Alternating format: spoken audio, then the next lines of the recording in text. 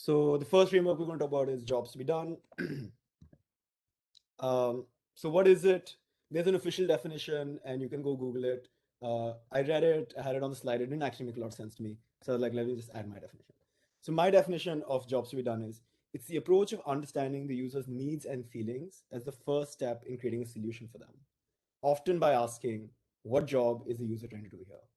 And so what you're trying to do is, take off your own glasses and put on the glasses and look at the world from the point of view of the user and understand what is it that's really driving them to do whatever, to potentially come and use your product, right?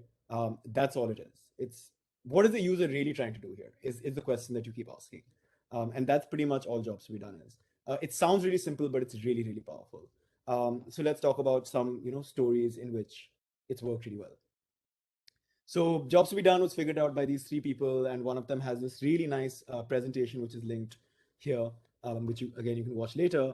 And essentially, they were hired to go and make milkshakes better for some kind of fast food chain. Okay, and so how would the fast food chain do it? They'd normally call in a support group, like a focus group. They'd ask them, "How do you want your milkshakes? Do you want them chocolatier, chunkier? Do you want them bigger, smaller? How do you want them?" And then they'd get a bunch of feedback from the users, and then they do it, and then sales would go nowhere. And so now these consultants went in and they tried to figure out when people were like, who are the actual people who are buying milkshakes, right? And they figured out that 50% of milkshakes are sold before 8 a.m. They're often sold to people who are solo, so they come in, buy the milkshake, and then leave the premises. um, and it's mostly adults, right? And so they're like, okay, this seems like an interesting pattern. Let's follow this. Like, what's going on here? And so they ask people who are buying these milkshakes, like, essentially, what job are you hiring this milkshake to do? And the answer came back, okay, we have a long commute. We have like a 20, 30, 40-minute drive in the morning. And I'm kind of bored on that drive, right? Like, I don't really have a lot to do. I'm just sitting in traffic.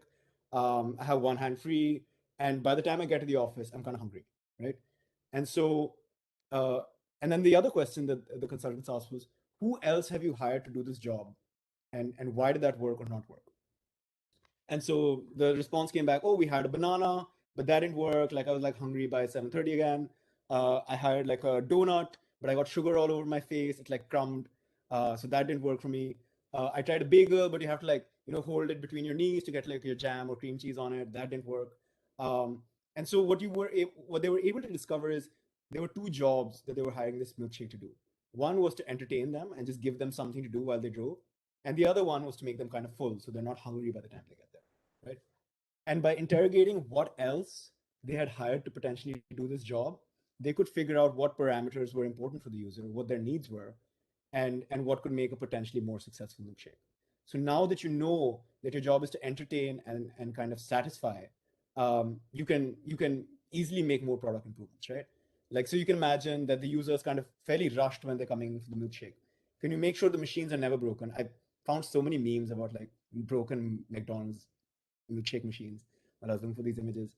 So don't break your machines, right? Have maybe pre-orders. Maybe make the cup easier to hold.